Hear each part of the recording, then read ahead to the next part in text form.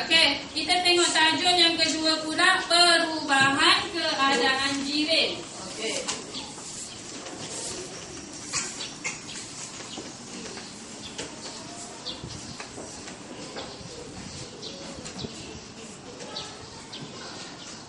Okey, jirim tadi iaitu pepejar, cecair dan gas dia boleh berubah. Contoh daripada pepejar dia boleh berubah kepada cecair. Cecair pula dia boleh berubah kepada gas. Macam mana caranya? Okey, tengok muka surat 80.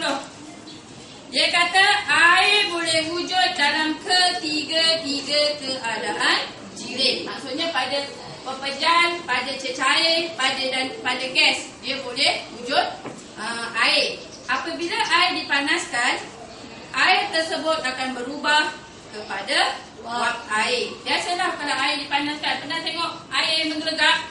Dekat corong tu kita akan nampak apa? Macam asap. Itulah adalah wap air. Dia kata apabila wap ini disejukkan, wap tersebut berubah semula kepada air. Contoh, okey, awak mak masak air kat cerit. Bila dia menggelegak, ada asap. Macam asap kan? Ini adalah wap air. Dia bila panas, menggelegak, dia akan berubah kepada wap air. Tapi kalau awak tadah kat sini, apa-apalah. Kat cermin dia ada bulat-bulat, betul? Nak tengok? Kalau awak letak tangan pun, awak akan rasa panas. Kat sini lama-lama jadi basah.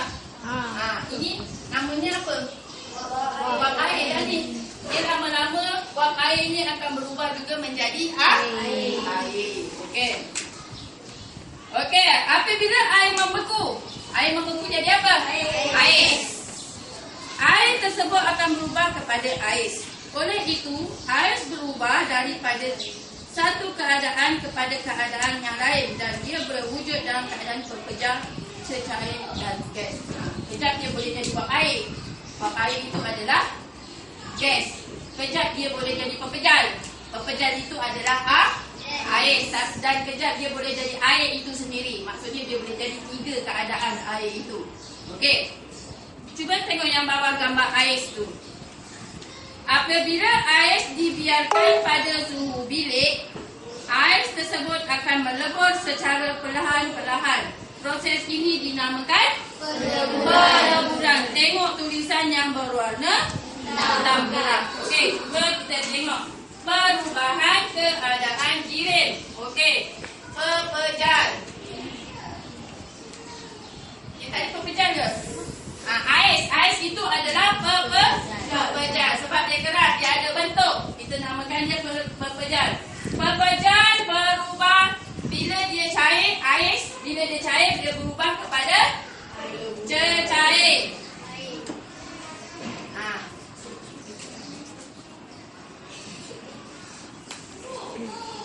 Ni ais. Ais betul-betul berubah menjadi air. Apa jadinya? Peleburan. Lebur. Benda lebur kan? Namanya peleburan. Okey, apabila kita masukkan air dalam peti sejuk, air tersebut akan menjadi air. Betul? Proses ini dinamakan peleburan. Maksudnya daripada cecair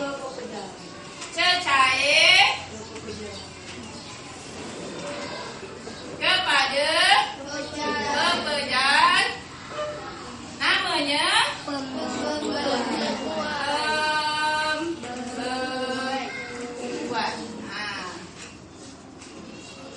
Itu berkurang bila kita macam kita nak buat aiskrim.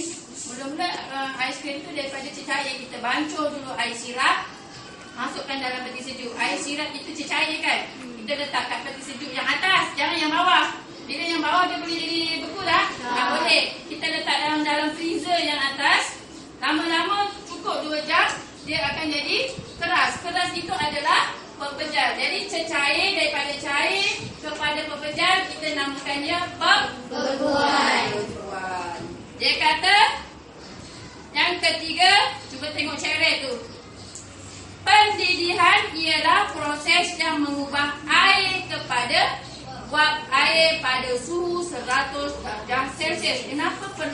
darjah Celsius. Okey, sebab itu adalah takar didih air. Air mendidih pada suhu 100 darjah Celsius. Apabila dia sampai 100 darjah Celsius, itulah dia keluar macam wap daripada corong ni.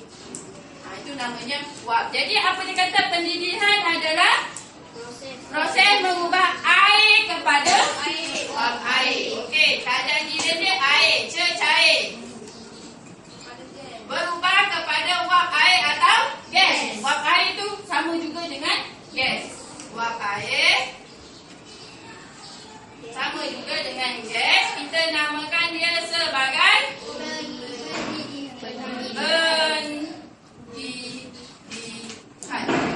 Ataupun apa pendidihan ni? Kalau ada satu lagi proses ni, namanya adalah penyejatan. Betul? Betul. Tak Syika juga? Ada. Tak ada, tapi sama juga. Contohnya penyejatan ni apabila air, pernah tengok air dekat lopak? Air kat lopak. Kat sini ada air. Tapi tiba-tiba dah tengah hari, air tu tak ada kat lopak. Pernah tengok? Sebab apa?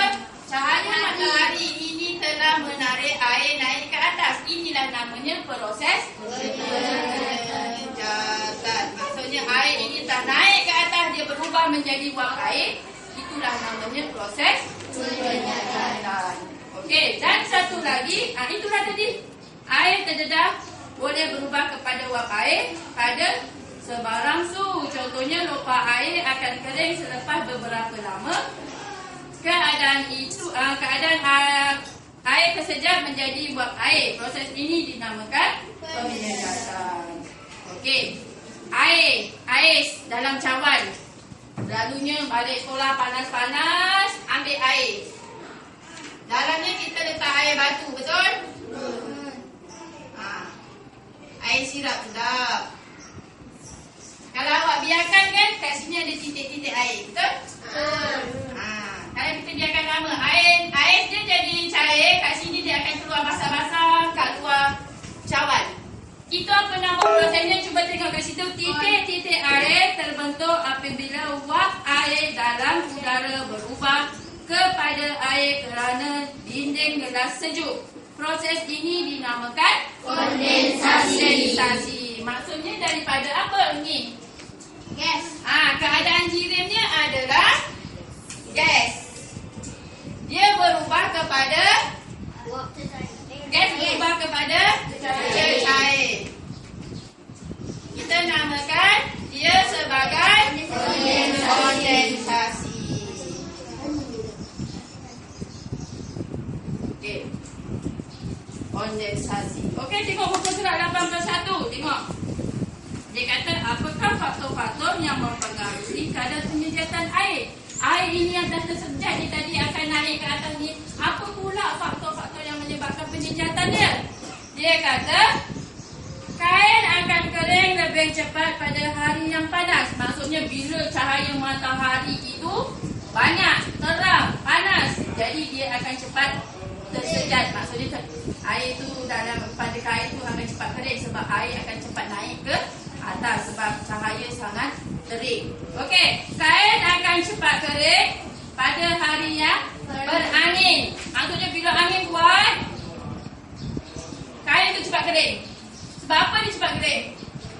Dia akan berkibar kan. Bila dia kibar-kibar, air itu akan jatuh. Air itu akan jatuh dan jatuh tu dia akan naik ke atas. Ditarik oleh cahaya matahari. Okey, kain akan kering lebih cepat jika permukaan yang terdedah lebih luas. Okey, maksudnya keadaan yang luas, tak ada tertutup-tutup. Jadi dia cepat, tak berlipat. Jadi dia cepat kering. Tak ada terhalang daripada bumbung ke ataupun benda lain. Dia terus cahaya matahari terkena pada kain tu, dia akan cepat kering. Dia kata, oleh itu, suhu, angin dan luas permukaan merupakan faktor-faktor yang mempengaruhi kadar penyejatan. Apa dia punya faktor-faktornya tadi? Suhu, angin, luas